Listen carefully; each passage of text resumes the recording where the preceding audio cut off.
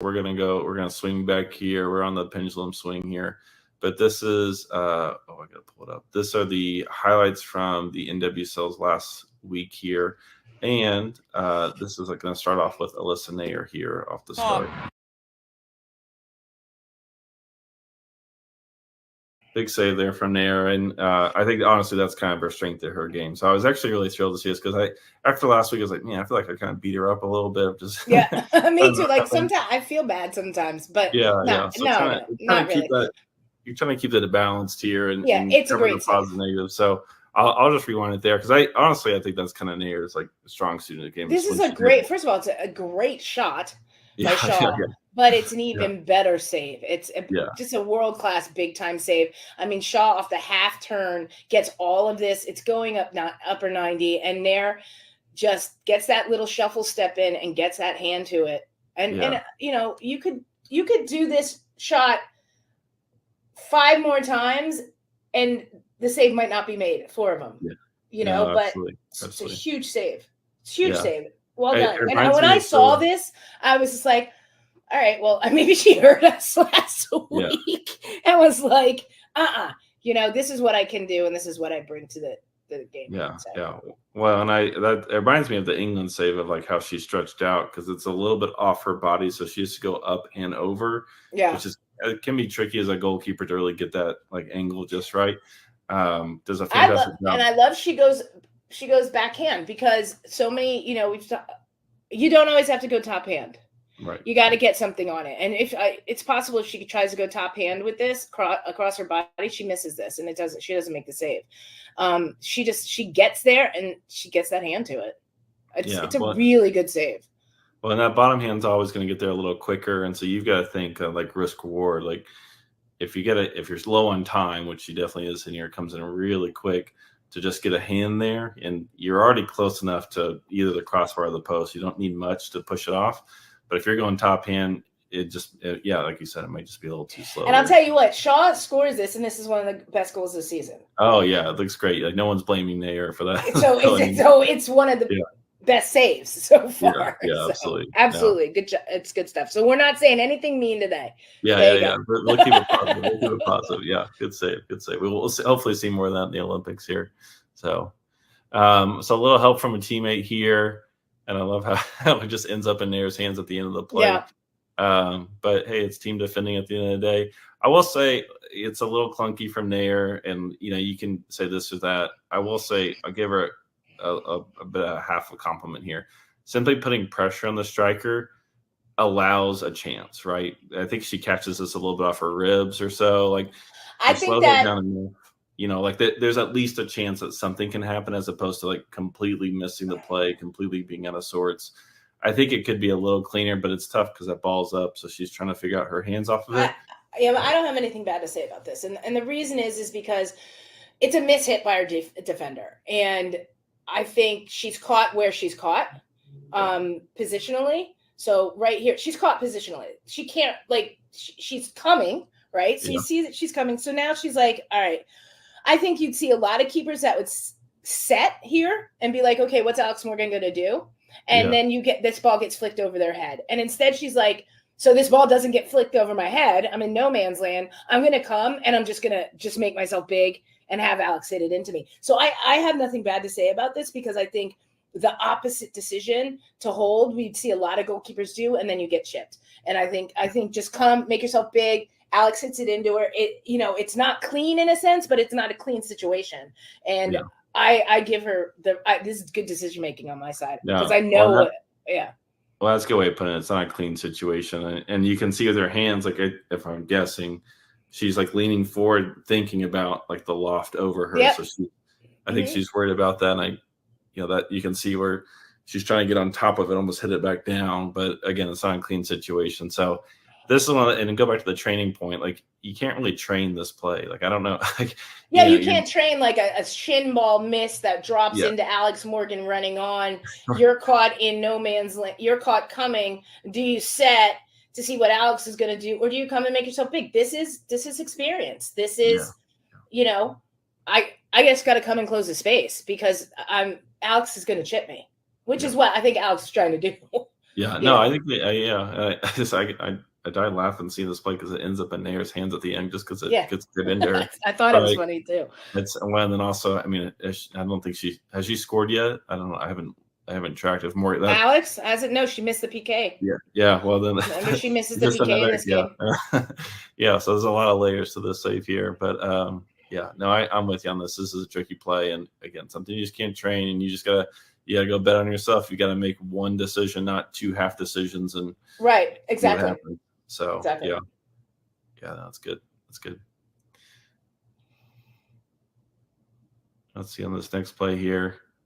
Yeah, that was fine. Yeah, it's just off her shoulder a little bit there. So, um, I don't know. I feel like that's one of those, like, if it goes in, it doesn't look great sort of thing, but like you did your job and kept it out.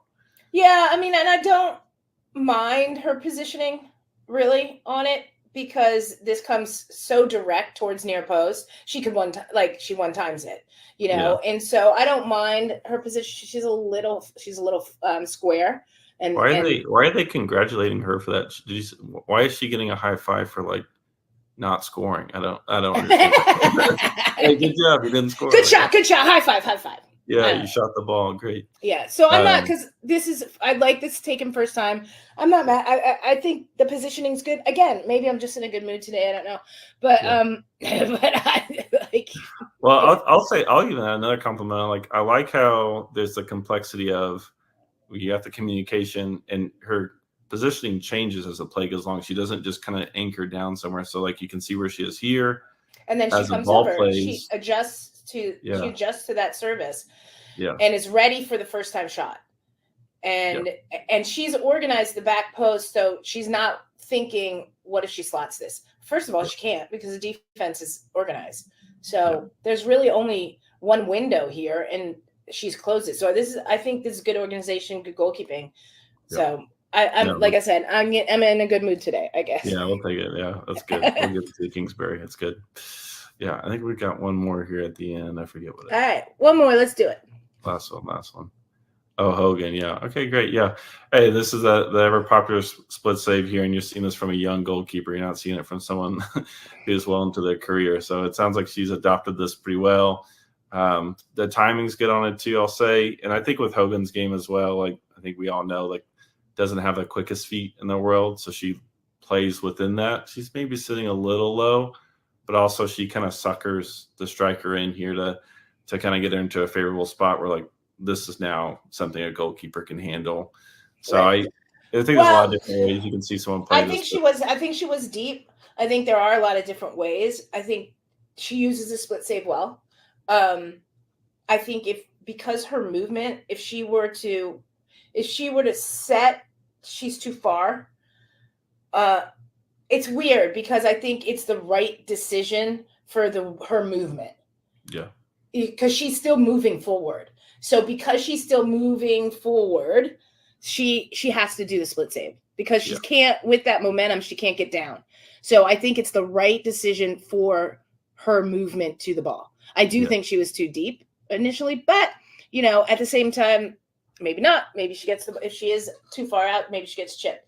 So I'm all about shipping today, I guess. But I think it's I'll give it to Hogan. I think it's the right decision for her movement on this. When you think about, I mean, she's got this touch here, so you got to think, well, you don't want to get too high too quick. Right, exactly. And then the big touch kind of opens the door.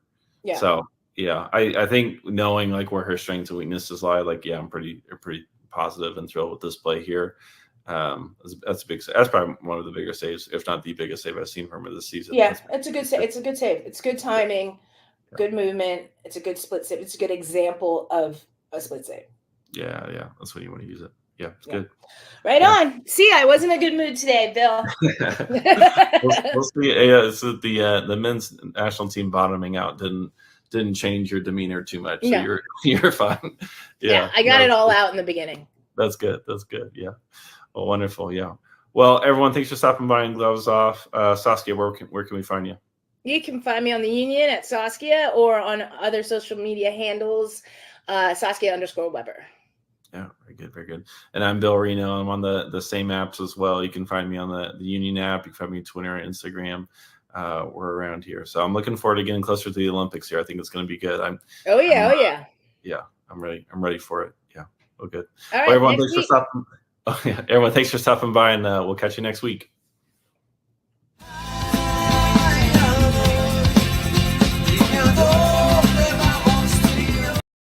Cool. All right, let me go to brand here. We got gloves off. Good. Just making sure. And all right, you're good to go. And like, Yep. Whenever you're ready. okay, cool. Here we go. In 3, 2, 1.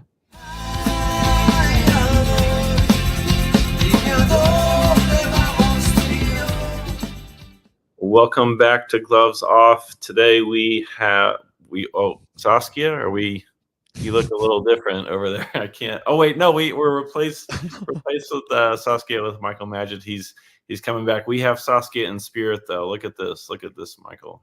Here.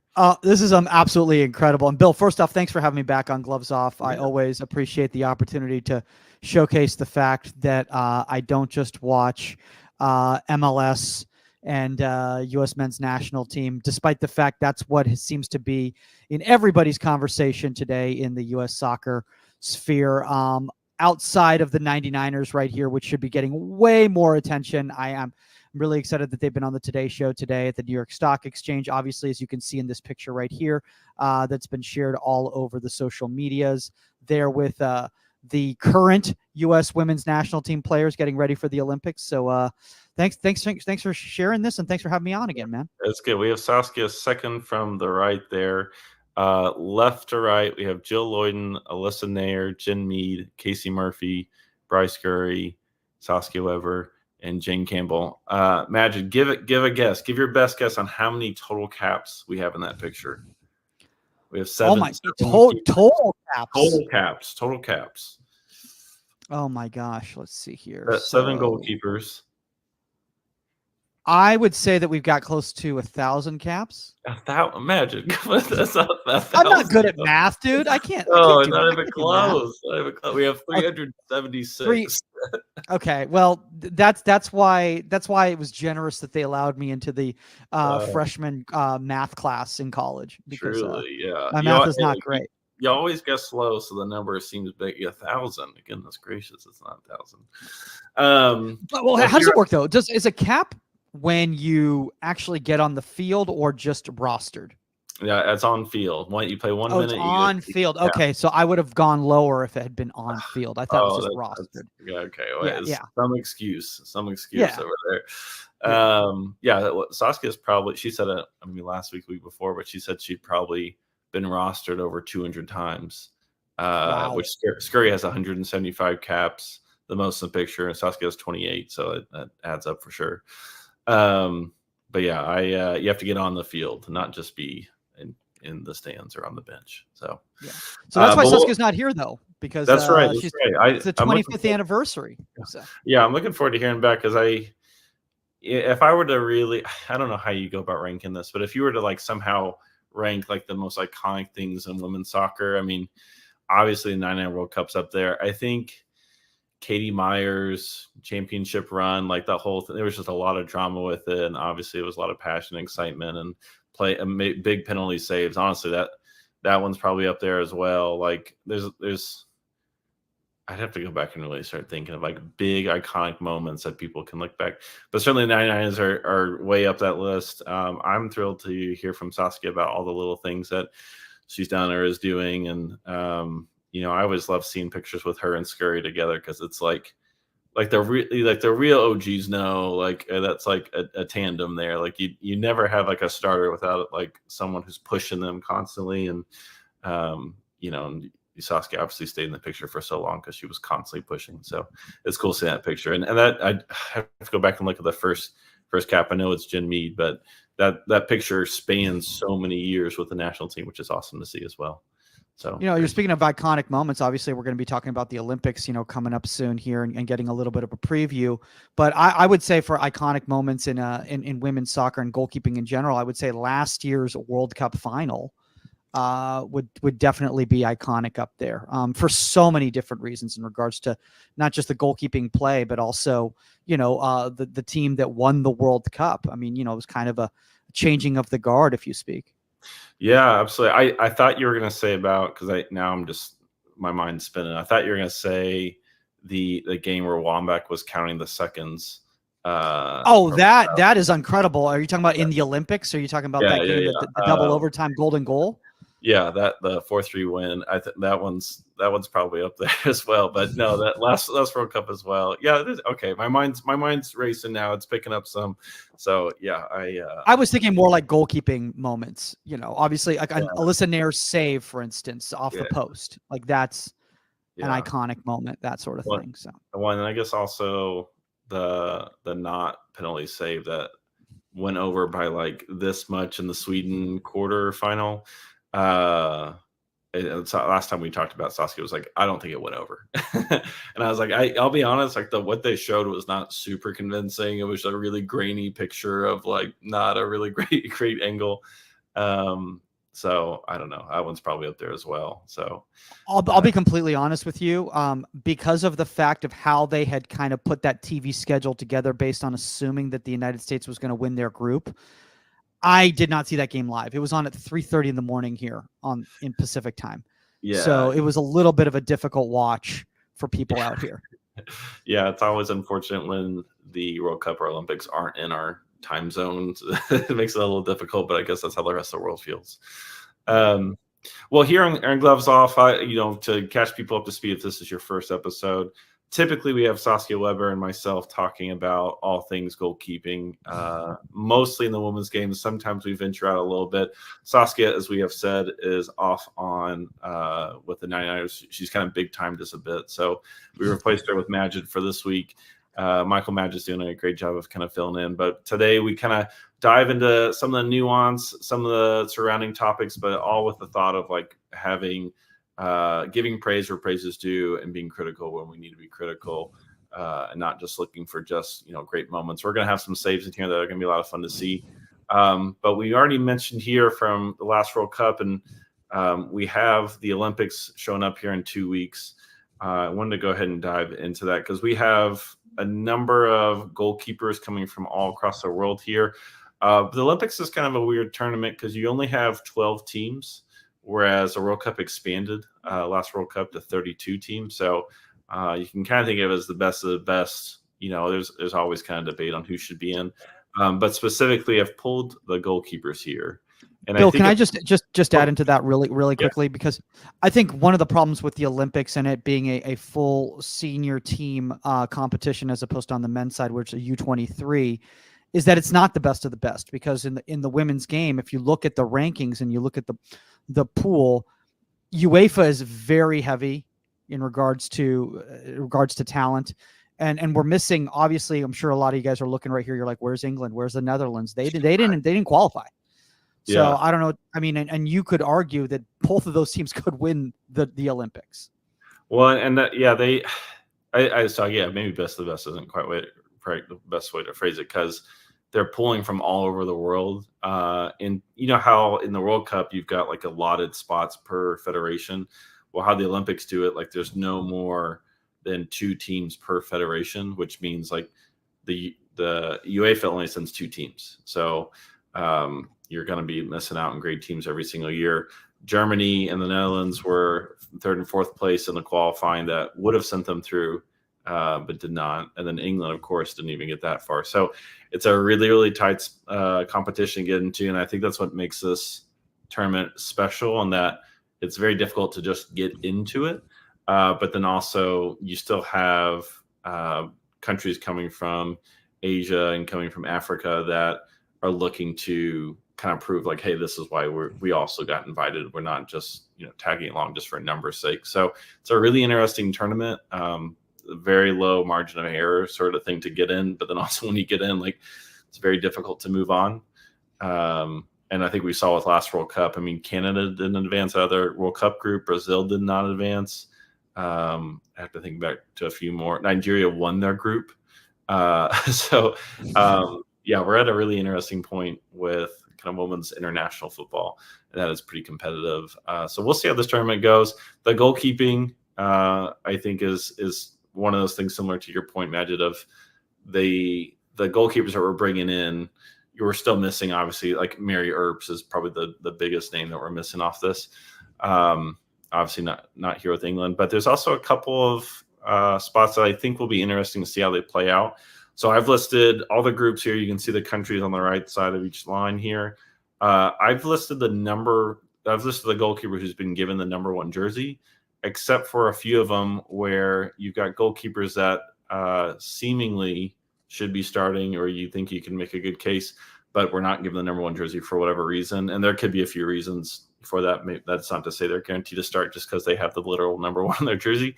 But I think maybe the first one I'd probably hit on is Berger for Germany. Obviously, she's been playing great in the NWSL, but Meryl Froms has been given that number 1. So Berger's been kind of outside looking in for most of her career with the national team. But I think right now it's hard for me to see her not playing because she's been the best goalkeeper in the best league in the world. So you think, oh, that would be good enough to be starting. But, when you're making national team selections, obviously there comes a lot into it. So I'm not sure on your thoughts on Berger, but for me, that seems like I mean, look, this is the thing. I got a chance to see Berger live last week.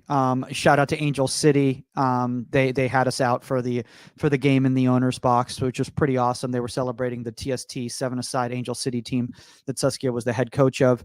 So, and I also got a chance to talk to Brody, quite a bit. Brody Sam's the goalkeeper coach over at Gotham afterwards. Look, consummate professional, that she's been since she's been at Gotham. I think the reason she made that move is because she wants to be able to showcase what she can do in different environments. And maybe that'll help her, in her international career. If I'm not mistaken, Froms is younger than Berger, correct? She's like 28 and like Berger's like 33. 29, a little younger. 29.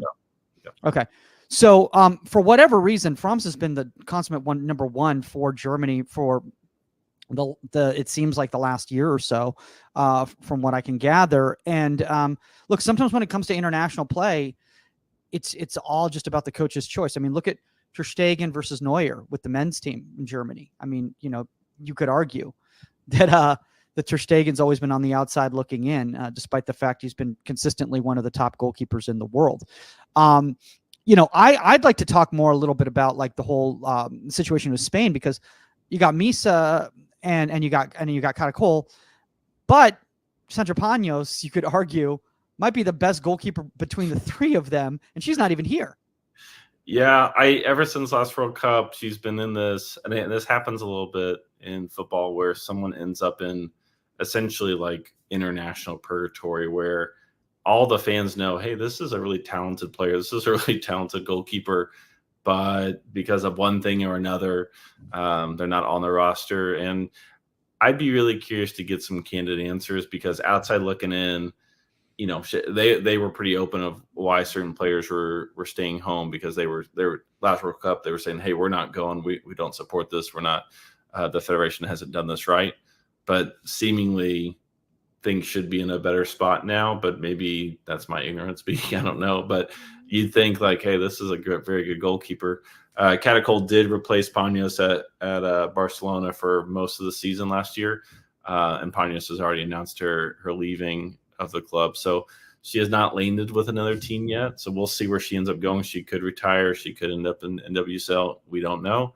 But last World Cup, we did have Catacol starting and obviously winning the tournament. But then you've got Misa, who's coming out of Real Madrid, who seems to have been the one that they've been kind of courting to eventually take over the number 1 spot. So we have Misa wearing the number 1 jersey. Does she start? Does she not? I think it's going to be a tight spot. I'll go ahead and pull a few clips over here for people who maybe aren't quite as familiar with her game. But she is a really interesting goalkeeper coming out of, again, Real Madrid. A lot of power in her game. I don't love the big wide stance she does, but it ends up working for Real Madrid. We'll see a couple of clips here as we go through of stuff where it's like her footwork's a bit slow at times, but because she looks to have so much power, she can end up kind of finding some big saves off of that. But other times I feel like it kind of shoots her in the foot a little bit. So she's a really interesting goalkeeper. She's young herself. I'd have to look at her age. She's 24. So she's a really interesting goalkeeper, but not totally surprised. That's a great save there that she's got the number 1 jersey, although it is surprising just a year later that they just won the World Cup. And they're maybe looking at a goalkeeper switch here. I mean, look, I mean, you could talk about that as being consistently like the depth of that league, you know, that just only a few years ago was considered semi-professional, not even considered a professional league. And Real Madrid was putting absolutely no time whatsoever into their women's program. So the fact that now getting international caliber players, you know, from a club like that obviously has, you know, infinite resources because of the success that the club's had, and not only, you know, men's soccer, but also basketball and other areas as well too. You know, look, like the thing is that, again, when it comes to international football, like it's a lot of times it's up to the coach's choice. And I've never understood, I actually talked to Billy Stewart about this at Liverpool years back. And he said, in my mind personally, is that I think a goalkeeper selection should be based on the system of play of the other team and what's going to be the most successful for our team. If one goalkeeper's profile is not going to fit that, Tim Mulqueen said a similar thing to that years back when he had a decision between Brian Perk and Chris Seitz. And, you know, obviously two very different goalkeepers. For those of you guys unfamiliar, probably not. It's a real deep cut for a lot of people here. That's a deep cut right there. Yeah. But we're talking about, I believe it was wonderful Olympic qualifying for the United States years and years and years back. Probably we're talking about 2008, I believe it is. Yeah. 2008. And Chris Seitz was kind of this hot shot prospect in the United States system. A lot of people were penning him to be the number one for the United States at some point. Obviously, injuries affected that. He was your kind of prototypical goalkeeper. What was about 6'3", something like that. Rangy, you know, good footwork, you know, could handle shots. Brian Perk was a little bit more of an enigma. He was a smaller goalkeeper, really pushing 5'10", if you would like to be generous. And I'm going to say that in case Brian's listening to this right now. Yeah, I think he's more than 5'10". Brian Perk? No, and you just muted yourself. Yeah, sorry, I was trying to type at the same time. Yeah, he's taller than 5'10", surely, right? Am I misremembering? 5'11". No. Okay. Well, I mean, but he also was one of these situations where he came out of residency, similar to Seitz, who went in and obviously went off to Maryland, but he went straight from residency to UCLA and graduated at 16 years old. So at 16 years old, he was starting at UCLA. So obviously a very high level goalkeeper, and unfortunately injuries kind of curtailed his professional career. But, you know, they had this theory of they were going to play the CONMEBOL countries with Perk, and they were going to play the UEFA countries with Seitz. Based on, you know, they had like Austria in their group, and they're like, you know, serving balls, and like they just Brian Perk versus Chris Seitz. It was just not going to happen. Well, you know, Chris Seitz got injured, and everyone just assumed that they were going to put Perk in, but they didn't, and they said that they didn't feel that 100% Perk was still going to be better than a 60% Seitz based on the demands of the game. So it could be a similar situation on the women's side this way. I mean, I'm just speculating. Yeah, maybe. I mean, I think definitely the opposition matters a lot. And I always hate the idea of like, oh, you've got to have stability in the back line, so you could never make a goalkeeper switch unless it's just drastic of like someone cannot go. Like that's always really frustrating to me of thinking, okay, well, what do you expect? And we saw actually speaking of the men's national team, we saw it with Horvath coming in as someone who sat forever. And I kind of wonder with the U.S. of like, we've given so much time and attention to Alyssa Nair. If for some reason she can't go mid-tournament, well, now we're throwing in Casey Murphy, who is kind of picked up kind of minimal caps here in minutes and hasn't been in a as competitive stage with the national team. I think you just kind of set up your second string goalkeeper to fail on that. So finding that balance is obviously difficult because you don't want to just be pulling back and forth after every game or whatever. But yeah, it's one of those things. Is like you've got to have some flexibility, and also you got to think from the player's point of view. Yeah, they want stability, but also they want to win. And if someone's going to give them a better chance to win, like you got to lean into that. So. Well, adding on to that, I just wanted to say in regards to like Spain, you also have to look at like where the strengths of that team is too. I mean, like, no disrespect to any of these goalkeepers whatsoever here, but the firepower they have up front, like on that team, like if they let a couple goals in, is it really going to matter? Because they got players that could just light it up. I mean, you're talking about Ballon d'Or type level players, up front. And then Patella's being completely healthy, I believe. She's completely healthy, right? I'd have now? to check. That Yeah. might be right. Yeah. Yeah. So Yeah. come on, Bill. Don't let my knowledge look better than Oh, yours. hey, it's not. I'm talking about a goalkeeper. I'm off the hook here. I don't need to know. No, Spain's an interesting one because I think for most of the tournament they're going to control possession, control shots, but then they are going to come against, and I'll pull up the groups here again. Who's in their group? They've got Nigeria, Japan, Brazil, which is really interesting group. Again, Nigeria won their group last World Cup. Off Naduzi had a shutout 0-0 tie against Canada to oust them from the World Cup. But they have a really interesting group. I could see like them maybe leaning a little bit towards a certain type of goalkeeper against like Nigeria, where they're going to control possession a bit, and they need like someone who's can kind of work with that, but can also take a big moment every now and then. Whereas Japan, Brazil, like that's probably going to be a bit more even, although still leaning Spain for sure. But you think Japan and Brazil they're going to be able to possess a bit as well. So it'll be interesting. I see them switching around. That's not totally uncommon. But yeah, no, it's a good question. Oh, are there any goalkeepers here that you think, okay, like this team, this goalkeeper, if the stars align, they could be a real thorn in the side for the rest of the group or the rest of the tournament? Well, we've seen it with some of these goalkeepers right here. Kat Perez. I'm a big fan of Kat, and I think that we've seen it in international competitions and in really good level international competitions, and as well as in friendlies. Her rise to the occasion. I just think even against the game against the United States a few years back, where she was called upon, and it was just she was getting lit up, and she sensibly kept Colombia in that match for the majority of that game right there. I will say here, one thing is really interesting to me in regards to Brazil and the evolution of the goalkeeper, not just in the women's side, but in the men's side too of Brazil, is just that they used to be considered like an afterthought, like, oh, okay, well, somebody's got to play in goal type of a thing. And I'm not disrespecting any of the old Brazilian goalkeepers on the women's side or the men's side. Obviously, some of them had success in Europe and even here in the United States and all that.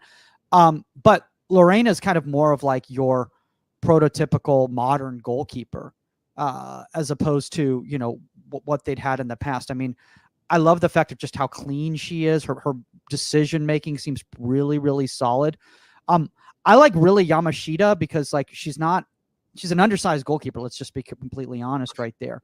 But for the way Japan plays, she's great because you can play through her.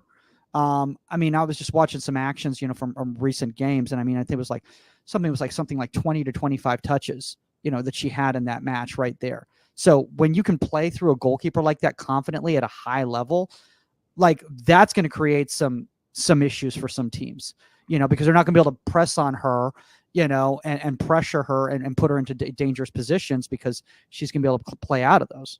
Yeah, I think Yamashita is probably the best ball playing goalkeeper in the tournament for my money. I think what she can do as far as like defensive actions, that's where kind of a bit of a question mark there. So I think you're absolutely right of like she's going to be able to play. She's going to support Japan's attack and possession.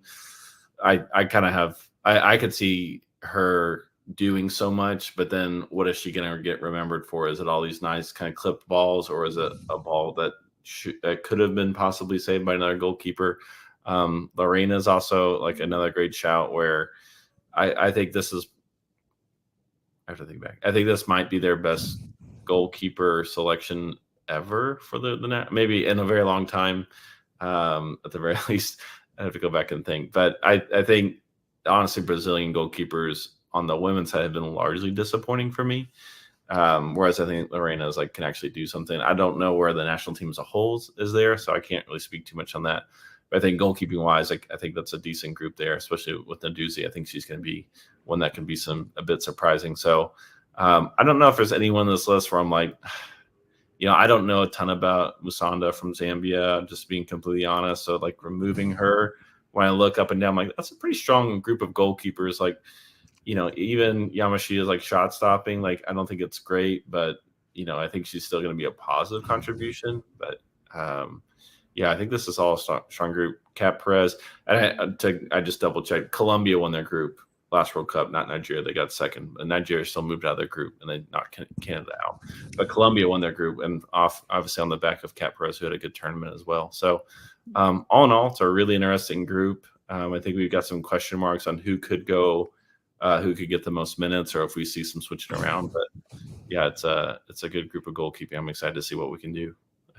Speaking of that, I want to bring this up. If you're looking at this list right here, there's a huge influence in the European leagues here.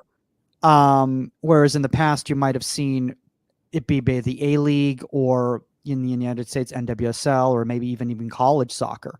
This I think this shows kind of a change in regards to the direction that a lot of players are going like, well, I don't have to play in the United States. I don't have to play in Australia. I don't have to play in the Nordic countries because there's money in these other countries now, and they're putting the time in too. So it's like, I'm just looking like the WSL is really, really influenced here. And obviously Mackenzie Arnold, now moving to the United States, everyone's kind of saying she's this golden goalkeeper right now of the time. So, well, Anna Leet's probably, and I'll pull some clips of Leet here. I don't have any of Arnold. She's very young, isn't she, Anna Leet? Leet is 23, and she's been kind of like the next big deal for New Zealand for a while.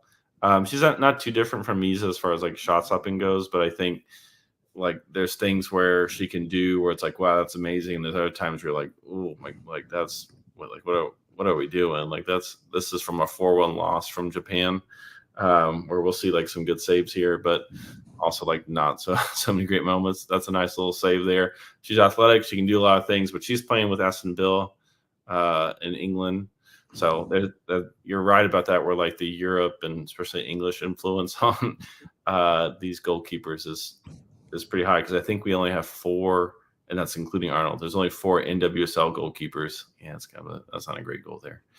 I think we only have 4 NWSL goalkeepers, whereas like goalkeepers coming out of Europe. Yeah, you're absolutely right. We're seeing a big influence there. Nice little play to put over.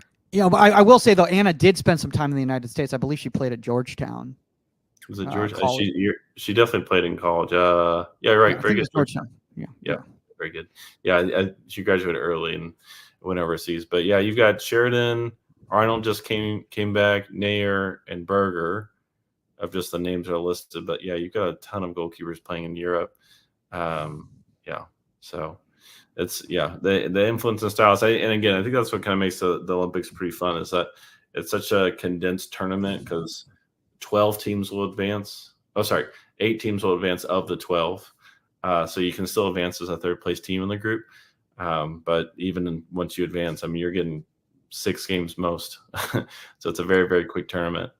Well, also because it's such a quick tournament, and it's condensed, similar to things like college soccer or any sort of, short-term competitions.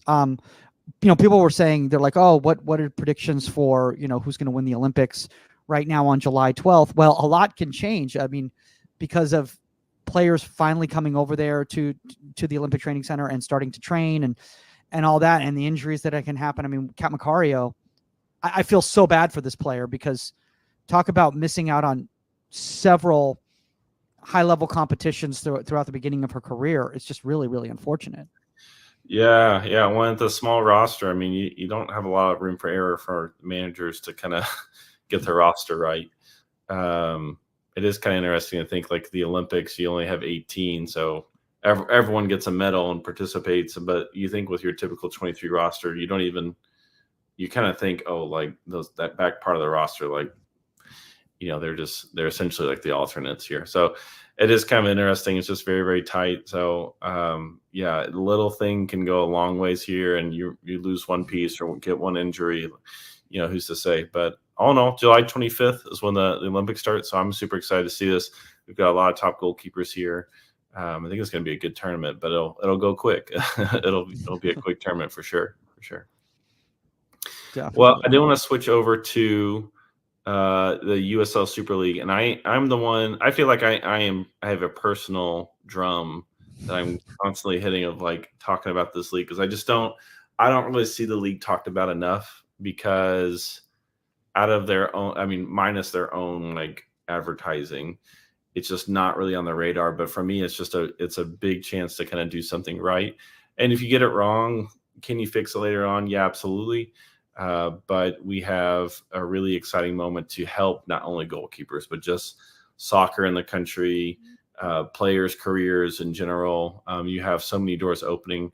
So if we can get this league right, a lot starts snowballing from it. But if this comes and goes like many other professional leagues that I've done, then it's going to be something that is kind of forgotten about. Because I referenced the WPS, the second U.S. professional league recently, and people were like, "What was that?" And you mean the one where there was a team that played in the backyard of the owner?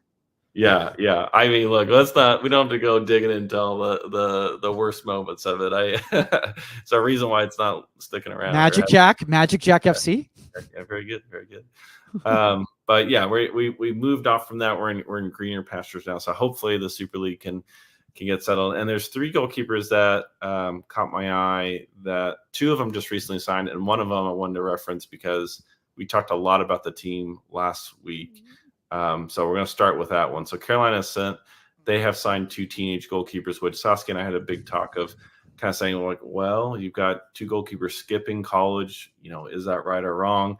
And basically we both came down to like, you really need a veteran to kind of handle. You need to add a veteran into that group. And they've brought in Megan McClellan, which I don't think anyone is calling a veteran. I don't think that's really fair to say that she's in that part of her career. However, I mean, she's coming out of Rutgers, played in Denmark for a little bit here, was with the youth national team for the longest. Very talented goalkeeper, but it's been pretty minimal minutes for her in the last 3 or so years. And so she certainly has a chance to and that's a great save.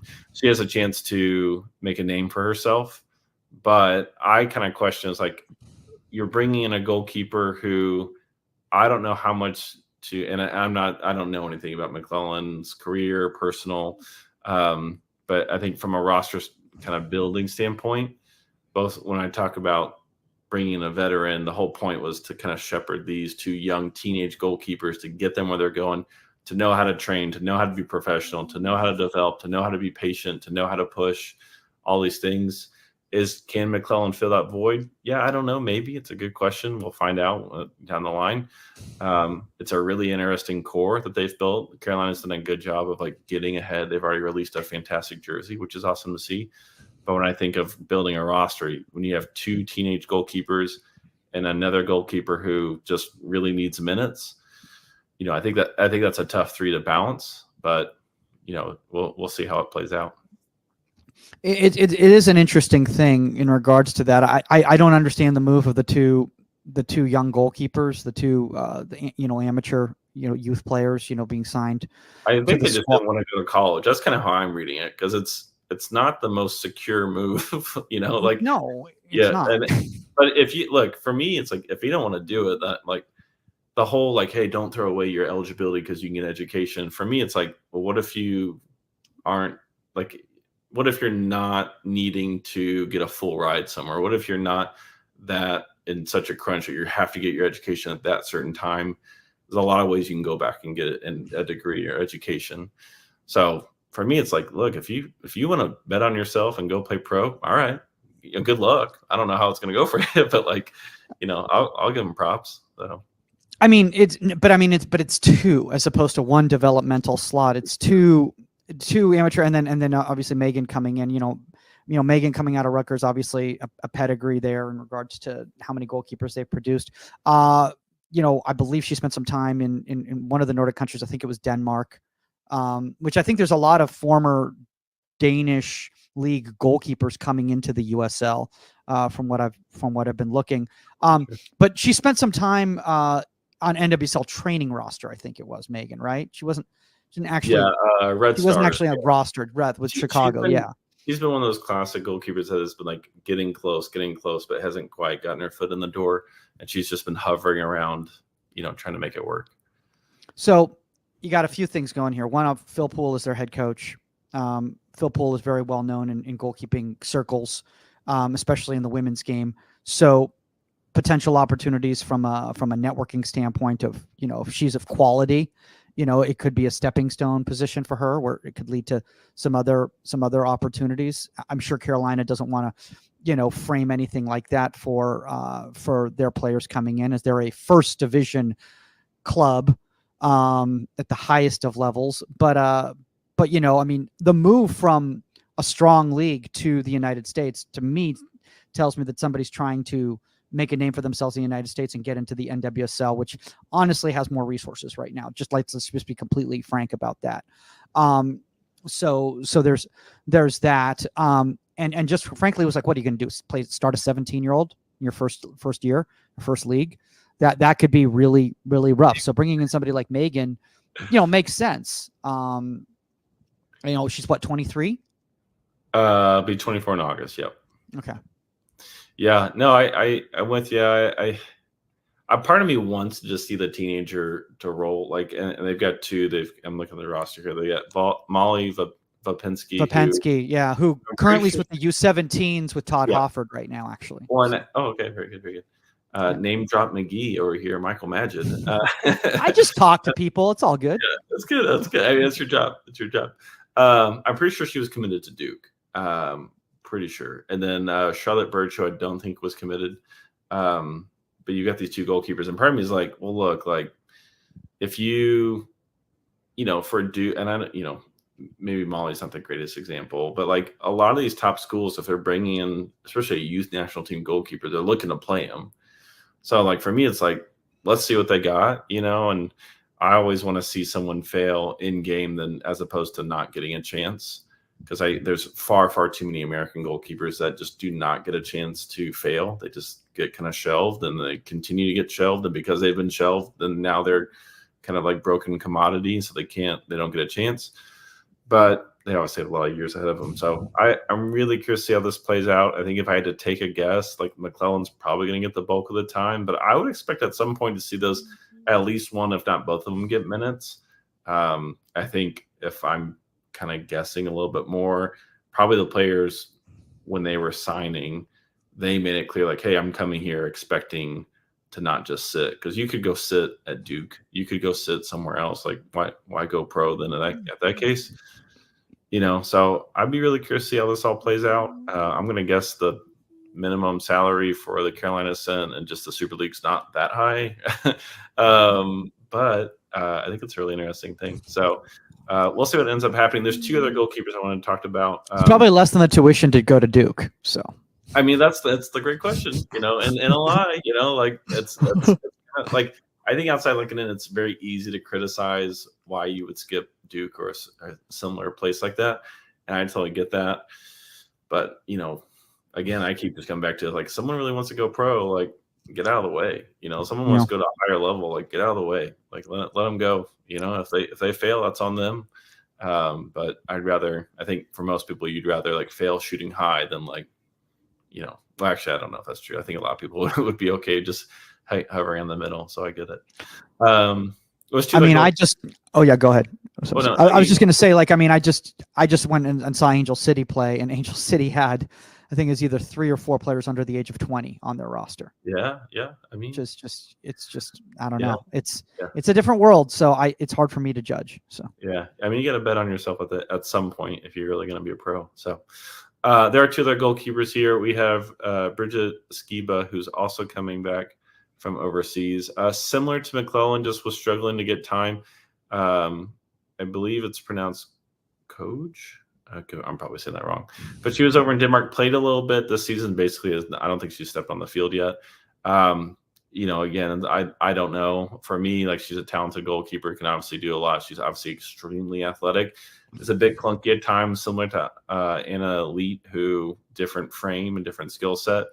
But when things get a little complex, I think Skiba and Lee can both struggle a bit. But when it comes to just being athletic, you can see both of them make some big saves. So I'm really glad to see Skiba back on the field here. I assume Lexington's gonna play her. I think she's gonna be great. But then also we have returning from Arsenal, which is interesting.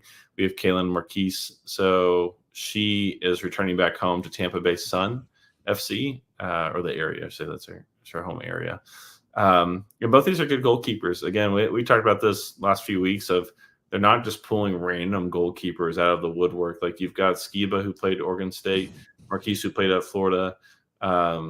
You've got good goalkeepers coming in that have done decent overseas. I don't know what the opportunities are like. It's tough as a foreign keeper, I know.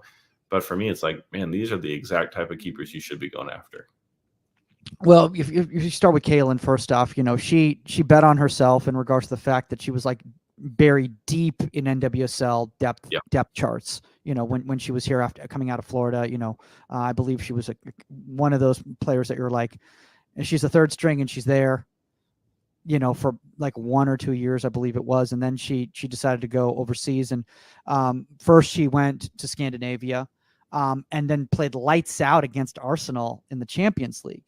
And that's what basically kind of like galvanized this move to the WSL to go to Arsenal. But when you go to a club like an Arsenal in the WSL, playing time is going to be difficult. And, player in front of her, was not going to give up that spot. And it was one of those things where she's either going to consistently stay as a backup at Arsenal, or she needs to go find a place where she's going to get playing time.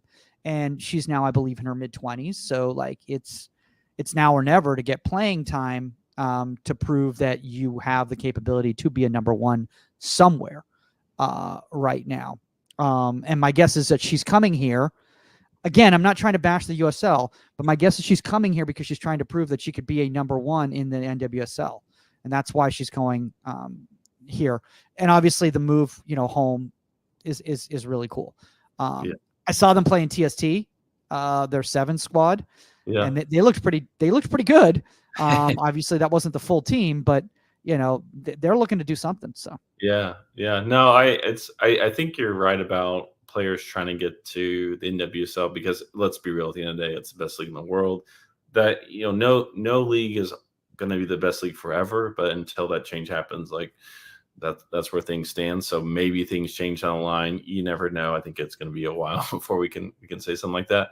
However, like you want to keep traction, especially when you're young. I think this is where I understand Burge and Vapinski signing with Carolina, where it's like, if you don't feel like you're going to get traction, then like, you want to look at an alternate route. And so you want to keep moving forward. There's far too many goalkeepers that just get stuck and they don't get a fail on the field. They just get shelved. So, she's at an interesting point in her career. I think she's done well with the chances she's gotten, but Europe and like every place in the world, it's very difficult to come in as a foreign keeper, regardless of the league, and to keep that spot, because there's so many limited international spots in every league that to use it on a goalkeeper, like you have to play very, very well. Otherwise they're going to look to make a switch. So that's the first switch they're going to look. Maybe outside back would be the other one. Like they're going to make a switch early for a domestic player. So I'm curious to see what she can do. It'd be good. And at Arsenal, in front of her, she had an international goalkeeper. So it's tough to usurp that. So yeah, absolutely. So, but no, we'll see. Again, I keep beating this drum, and we'll see. I could see a scenario where the Super League runs for 1 year, and they're like, all right, we're done. It would not totally surprise me, but also at the same time, it's like it seemed like they're checking a few boxes. Some teams look significantly far ahead, like the fact that Carolina's already dropped a jersey. I think they're the only team, and I know a number of teams are certainly far from finishing their roster, but just haven't put out that many names. So we'll see how this first year goes, but I'm excited about it. I'm excited to see what we can do. And hopefully we can kind of build off this going forward and just make the landscape healthier and better. Although we have ways to go for that. So, okay, well, switching back to the NWSL, I do want to talk, because we hit on it briefly here. And I'm going to pull up the announcement here. It's just a very, you can see how much the Portland Thorns put effort into this graphic. Big time graphic here to announce the addition of Mackenzie Arnold, who will be the number 1 starter for Australia. And big time. Oh man, I'm cutting off her face there. I need to pull this. Can we pull the banners down real quick? Yeah, sure. We can hold on. Real quick here. Yeah. I'm pretty sure they just like took a picture of her and just slapped on the Thorns logo here, and it was just like, hey, announcement, she's here. You know, I get that like not every announcement needs to be like the most expensive. I could laugh. I was like, you spent like 30 seconds, maybe 30 seconds on this.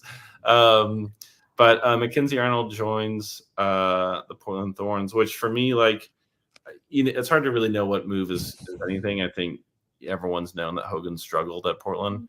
Some positive moments. We'll see a nice save from here later on, but has struggled a bit. So I'm not surprised to see the Thorns pulling someone. For me, like, Arnold is not the answer. I think she's an okay goalkeeper, but she is playing at West Ham. I don't. Wait, you think she's an okay goalkeeper, despite the fact that almost every pundit ranks her as one of the top 10 goalkeepers in the world? Yeah, that's wild to me. I like West Ham finished second to last for a reason. Like, she's not. I mean, they would have gotten relegated if Bristol City wasn't just like and the Portland Thorns. Not only did they do these, not only did they did like they've done a bunch of video presentations, interviews, you know, showing like why she's making this move. I mean, it made it sound like it was Zlatan coming. Yeah, I mean, look, you can say whatever you want. At the end of the day, like, you go look at the body of work. Now, I'll say this: like, I thought Berger was okay. I mean, I think better. I rated Berger higher than Arnold before both of them came into the league, and Berger has far exceeded my expectations. So I will gladly say I was off on that. But I mean, Arnold is. I'm trying to think, like, what are the strong parts of their game? Like, athletically average, not a huge frame. Distribution's okay. Like, she's not great in the air. Like, it's one of these things. It's like, and I think we'll see at the Olympics. Like, she's going to be taken over for Lydia Williams by all accounts here. That, you know, what are we really expecting from here in college? Like, the review was limited, I think was kind of how I would sum it up. So happy to be proven wrong. I'll certainly eat my words if I'm off here. But like, for me, you look at what she. I mean, she'll win the Golden Glove at the Olympics now, Bill. I hope so. You know, like, for me, when goalkeepers play better, then great. You know, that's a win-win for everyone except for the strikers. So, yeah, I hope she shows me up and says I'm off. But like, she didn't play great at West Ham. Now, I definitely have seen a number of goalkeepers who were in club situations where it was like, this is not enjoyable. It's kind of a mess behind the scenes. On the field, it's showing up. I don't know if that was West Ham or not. I didn't feel inspired when I went through back and watched her performances, but you know, that could affect it. You know, you try not to, but you know, you're human. That could play into it. So it's a really interesting switch. But if anyone who's saying top 10 in the world, like, you don't know enough goalkeepers if that's the case. I don't. Like, she's not going to be top 10 in the league here. I mean, to be fair, Bill, your list is unorthodox, to say the least. Oh yeah. Well, look, like, I mean, it's easy, and this is the thing that I was. I think you have like Mary Earps listed like 25th or something like that. Oh yeah. I mean, look. Here's the thing. You can sell the jerseys you want, and you can win all the awards you want, but like, at the end of the day, like, you've got a job to do on the field, and that's what matters. You know. And again, I'll go back to Berger. Like, the reason why I would be an advocate for her to start for the national team, although she hasn't had as many caps as Fromm's, is that she's playing really, really well on the field. Now, different teams, a national team, like, I get that, but when you're playing well, like, that's the thing you got to look at. And so you can come out and see these awards and see these stats, but like, you know, at the end of the day, like, I would ask anyone to say, hey, like, go show me like multiple performances from West Ham where you felt like she really like changed the tide or saved them points. You know, like, they were second to last in goals allowed. I'm pretty sure, like, we're right above the relegation line. Like, you know, for me, it's like, I don't know. And we'll see. Like, I'd be surprised if she takes over for Hogan. Again, I don't know really what's going on behind the scenes. Alvarado is really my pick for that, but maybe she's not fit. Maybe she's not handling the transition well. I don't know. But for me, this is not an upgrade for Portland. But if I'm wrong, I'll say it. But that for me, that's not an upgrade. Emily Alvarado, who can't be even the number one for Mexico. I mean, look, she's played well. Like, when she, I'm just playing devil's advocate here, Bill. No, I hear you. I hear you. Like, but for me, it's like, when she's on the field, she plays well. Like, I don't. You know, when Arnold was on the field with West Ham, they didn't play well. When Hogan's on the field, like, they haven't played well. So again, things can change, things can get better. I'm not saying that they don't, but it's you have at some point you have to look at you have to point at like what you've done on the field, not things surrounding the field. So we'll see. Maybe she has a big World Cup. Maybe she has a big Olympics performance, comes back, takes the #1 spot. Wouldn't be the first time something like that happens. So we'll see. I mean, may have to talk to Jordan Franken about what that situation is going to be there. So. Yeah, y'all can pull him in on inside the 18 and see how that goes. Well, I mean, there is the Australian connection right there. I mean, Jordan is Australian. Yeah, I mean, you talked about Kaylin's move to Arsenal. Like the moves to clubs, a lot of times are very familiar and insular, which pros and cons to that. But a lot of times people make moves because like people are known, not because they did a widespread scouting search and looked at all the options. They're like, no, we know this. It's a known quantity. We know this person. We like them, and obviously, when you're bringing someone in, you're bringing more than just, it's not FIFA, like the video game. It's not, plug and play. It's like you're bringing in a human being. Are they going to do well in that environment? Yeah, some do, some don't. So yeah, maybe the goalkeeping coach situation was just god awful. I don't know. So maybe we see a change of performance. But I don't think you can go back and look at West Ham and say, oh yeah, she played great. Like there's no argument there for me. So. Okay, the other big move here would be Mary Earps to PSG. I don't know if there's a whole lot to say on this one. It's obviously big news because it has Earps' name attached to it. So I get it. She's going to go to a more cushy job, that's for sure.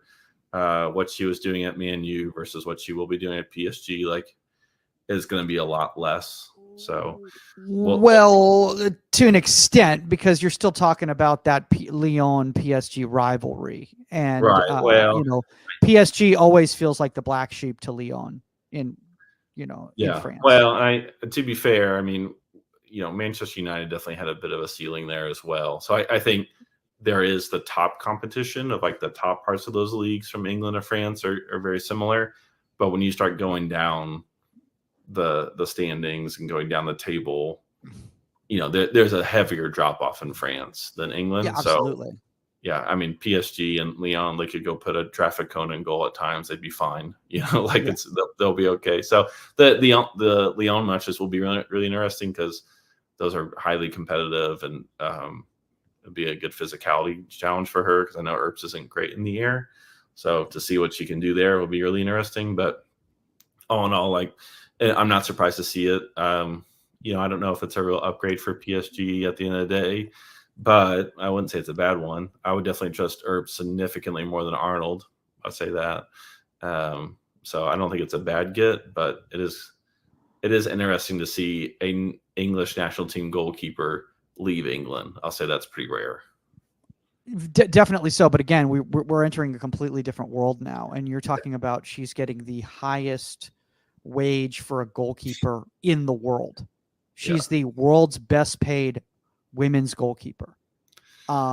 So, again, the financial stability in the women's game versus in the men's game is at the highest levels is very, very different. And if you're on the women's side and you have the opportunity to put yourself in a financially secure position for a while, that hopefully if you invest that money well, could lead to you not having to, put in LinkedIn job applications once you hang up the gloves. No, I'm being completely honest. Yeah. You do it. She's never going to be more popular. She's never going to have another opportunity to make this type of money. She's coming off the most accolades, that she probably ever could have imagined. I mean, just a few years back when she was the number 3 for England, if not sometimes not even being chosen for the international selection. So that the trajectory that she had, when people just thought it was going to be Ellie Roebuck or, Sandy McIver or Hannah Hampton or anything like that. It's people forgot about Marion, who was, I think, she was an older not an old goalkeeper, but she was an older goalkeeper. So people didn't even think about her becoming this superstar. And she's now iconic. So, you got to strike while the iron's hot. No, iconic's a good word for her because she is she's probably the first goalkeeper to really challenge Hope Solo as far as iconicness, because you talk to young goalkeepers now, a lot of them will still say, oh, Hope Solo is my favorite goalkeeper, which is crazy because she hasn't played in like 7 years. But she obviously larger than life kind of figure in a lot of ways. So I'm glad that we're kind of moving on to a still present goalkeeper, which is great. But yeah, I think the fact that, and you're absolutely right about this being a new era, a new time. But I think the fact that like France is willing to spin big on, or specifically PSG is willing to spin big on Earps where her home country isn't, kind of tells you how widely different the opinions are in women's football is right now. Because one place can really highly value someone, and then a whole area can be like, yeah, I know, like they'll overlook, they won't match it, they won't be as competitive. And some of it's like money and resources. I get that, Aston Villa, West Ham, and Bristol City are not going to challenge like PSG and Man U. But like we're talking about Man U, like, if they wanted to hold, and if they also equally valued Earps as PSG does, they, wouldn't have been an issue. They would have made it work. Yeah, but Bill, you're looking at, you got to look at the macro here in regards to Manchester United. You're talking about an entire club, whole structure that is restructuring, from an ownership standpoint to everything, to where funds get allocated and everything like that, the old guard had a specific, decision on how they wanted to put so many resources into women's football. It doesn't seem to be going in that direction right now. So there's a pivot. So you can't be like, well, I'm going to stay here. And honestly, for PSG standpoint, this is a publicity stunt too. Like, not saying Mary Earps isn't a good goalkeeper, but this is a PR move to put PSG on the map in the English-speaking, area. Because I'll be honest with you, I don't think a lot of young women out here watch the French league. No, of course not.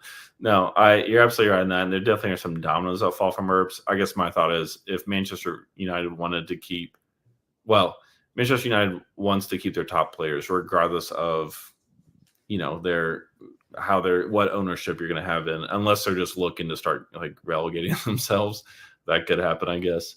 But you're going to take out after your top players, and you're going to look to cut corners on the bottom and not on the top end. So we'll see. She obviously lost some standing there in Manchester United, whether she didn't want to be there anymore, whether they didn't rate her.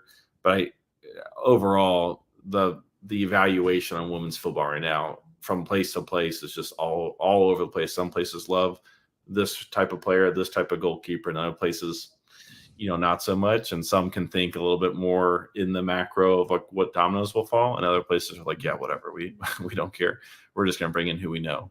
So it'll be interesting to see how it plays out. But I mean, it's a whole club in upheaval, not just on the women's side, but on the men's side and even in the academy side. And I don't want to understate the problems in Manchester United. I apologize if there are some big problems going on there for sure. Yeah.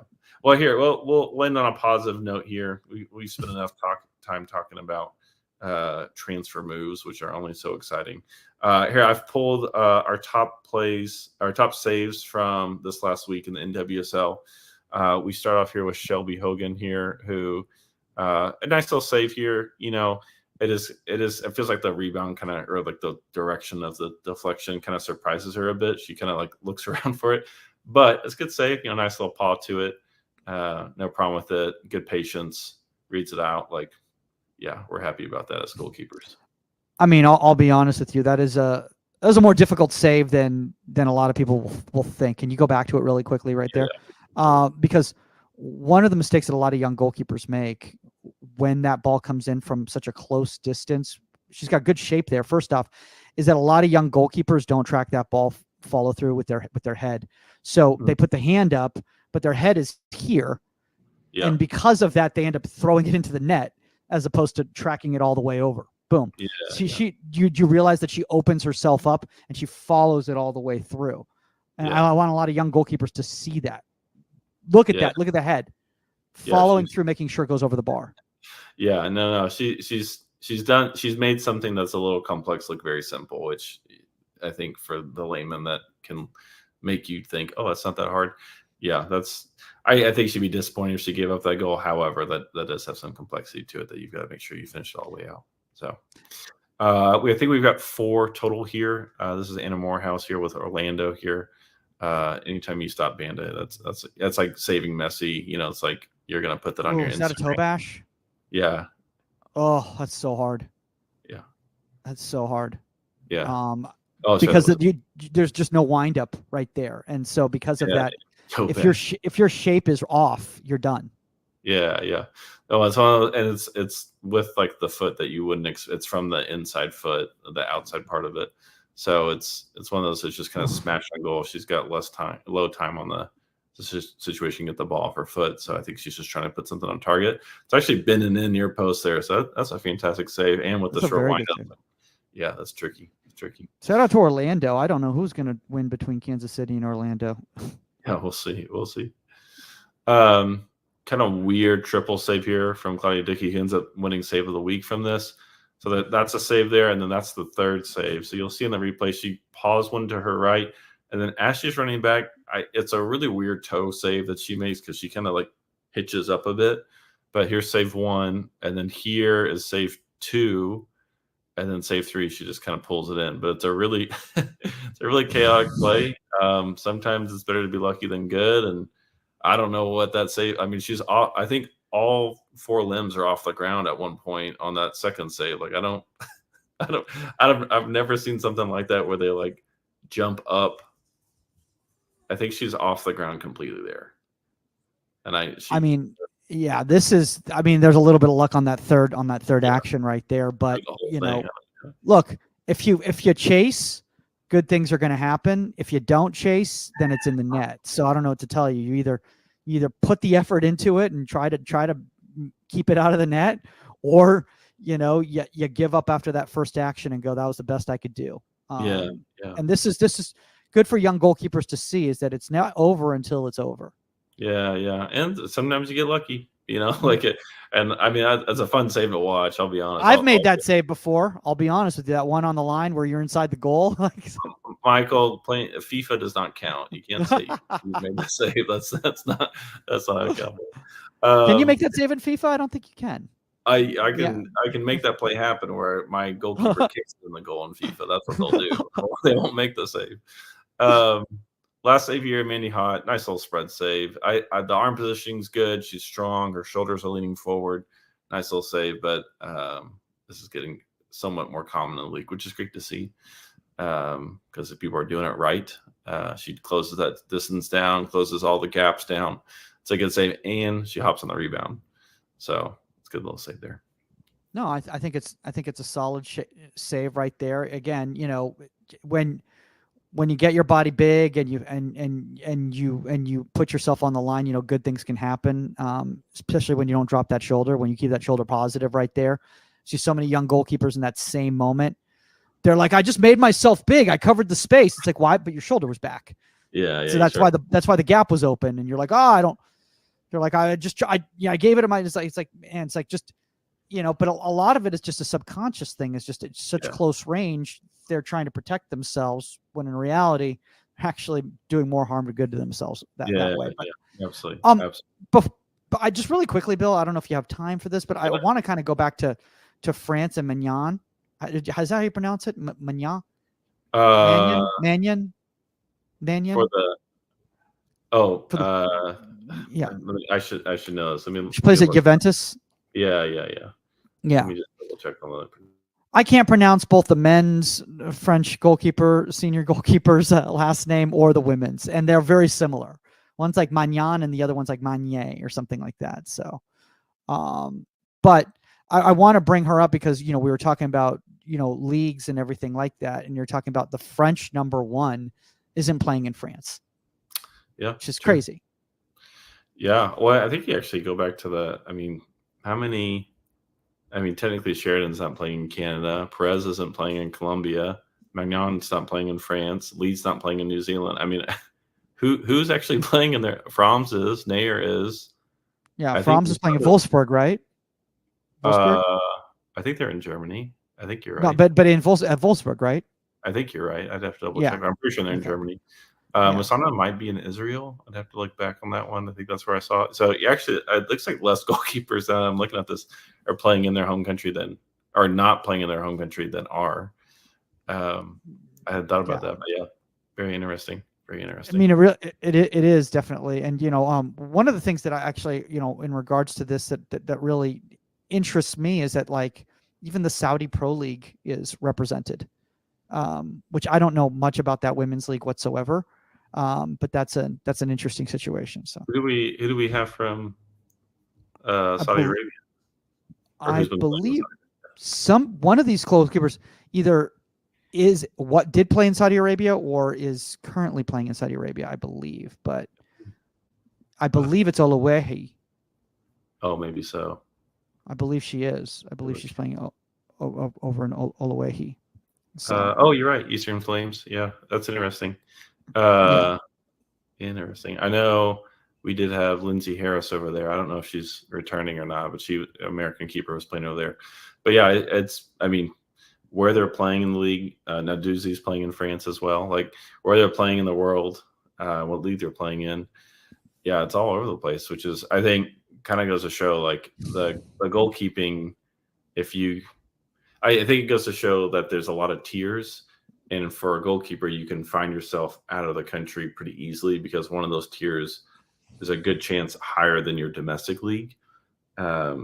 So finding a spot where you have the luster of being a national team goalkeeper, like a place like France will bring in goalkeepers, a place like Juventus will bring in a goalkeeper. They've got some money to splash.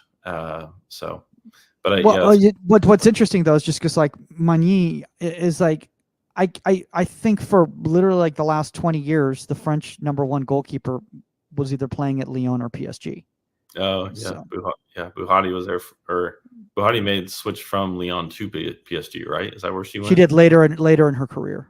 Yeah, later in her career, and that was and then she went to OL Reign, I believe. Oh yeah, briefly. Yeah, that didn't work out. Yeah, no, it did not. Yeah, but just the reason I wanted to bring France up right there because the Magny thing is because she's gonna be a lot in the spotlight, because the Olympics are taking place in Paris.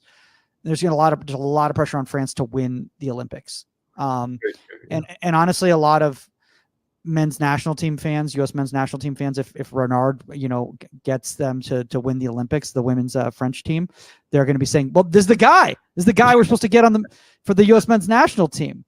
Yeah, it's going to look good. It's going to look good. So that group's a tough group to get out of because it's just like the top two for sure advance, and the third one, 2 of the third place teams advance. So if you finish third, there's a good chance you move on. But again, Colombia finished top of their group. Canada didn't get out of their World Cup group last World Cup, but like we all know they're talented. New Zealand's probably them or Colombia are kind of the weak spots, but like New Zealand's been competitive over the years. Like it's a tough group for France to get, even though they're the home nation. Like they've definitely have the toughest group. Now that I'm looking at it. Absolutely. So yeah, we'll see. But no, I think you're right. It's we'll see what rolls over. There's always a lot of narrative shifts after big tournaments, and I think the Olympics will be no exception this year. So we'll see. Well, imagine I give you a passing grade for filling in for Saskia. So I appreciate it. Thank you. It's good. I would usually ask Saskia where people can find her, but I don't know if I should ask you where people can find Saskia, or if I should ask you where people can. Yeah, I'll do everything. So you can find Saskia at Saskia on the Union platform, or at Saskia_Weber on other social medias. Obviously, you can find me at Michael Magid for my personal stuff, or at Goalkeeper Podcast on other social media platforms, or on the Union as well. And if anybody is in the Thousand Palms area tonight, I will be performing at the Coachella Valley Brewing Company. So if you missed me in the desert yesterday at the Dell Webb Comedy Night at the Dell Webb Center, you can catch me at the Coachella Valley Brewing Company. That is the glitz and glamour of the comedy game, guys. Yeah. Well, I'll be honest, I will not be there, but I'm rooting for you. Hopefully next, either Gloves Off or Inside team, we can open up with a clip from you. That'd be fun. Yeah. That would be fun. And we still want to do that Goalkeeper U thing too. Yeah. I gotta pull into. It's a lot of digging and gotta put all the right thing. But I have some ideas for it. But want to have a debate on which college is goalkeeper U. But we have to pull in all the info first. So could do a message board on the Union, because I don't know if you know the new features on the Union platform, but there's this message board feature now. So it's kind of like Reddit or Discord. So we could create one called GKU and see who wants to throw their stuff in there. And, I mean, give their reasons. Yeah. Let me wait. I'm still digging on the names and pulling all the info, but I think we can find a fit. Yeah. Well, Majid, I appreciate you filling in. Thank you. This is it for Gloves Off. We'll be back next week, but yeah, thank y'all for stopping by. All right, later, man. See ya.